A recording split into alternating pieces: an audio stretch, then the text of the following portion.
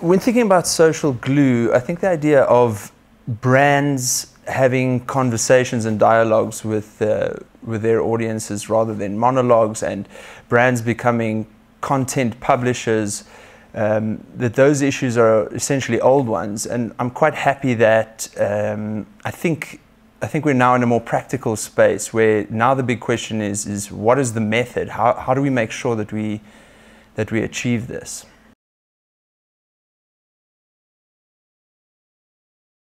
The first step is about being solution agnostic.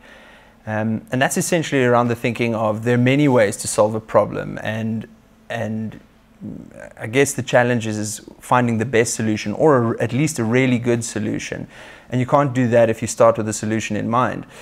So essentially, I mean, that starts with the brief. So if the client says to us, we want a really good social media campaign, then they've started with the solution in mind. Where if they say to us, you know, we've got a perception in the market and it's X, and we need you to change that or help us change that, then that's where it begins. The second step is building ideas that travel well. And I think, as always, we have to tap into human truths and have ideas that resonate, and that will always determine their strength.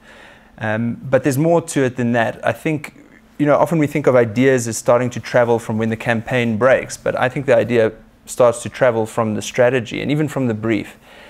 So it's really important that when we're building strategy, that we articulate it really well and package it really well so that it can travel well internally, so that we can have the best result externally. The third point for me is a very practical one, and I think it's a really important one and largely overlooked. And that's for us to understand what types of technical experts there are out there, so that we can draw on them. In digital, it's a really, really big realm, and it encompasses so many things and changing things as well.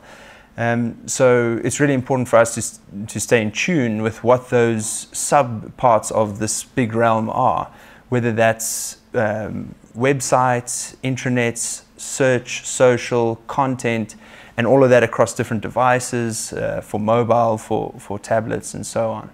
And then lastly, the fourth point in the method is collaboration. And it sounds kind of obvious, but I think if one thinks about it like this, you can't make a viral video.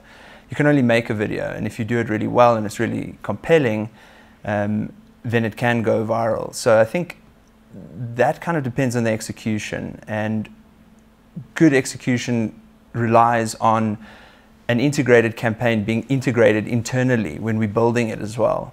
So I think the key to this is having a less linear process where someone creates a strategy, they hand that over to someone else who creates an idea, they hand that over to someone else.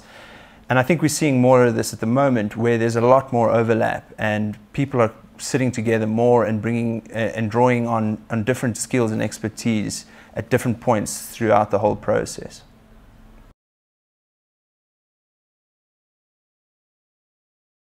A campaign that we've worked on recently for ABSA, which was to tie their sponsorships together, is called The Human Spirit. And essentially what we were doing for them is tying together these very different sponsorship realms and trying to find a commonality, and that was in the human spirit. But where the social glue comes into this is when we saw, after a Springbok game, commentary on Twitter with someone saying, "Wow, what a great tackle, Brian, #human spirit." We see that a word created for a brand, or an idea created for a brand, starts to become part of the social fabric.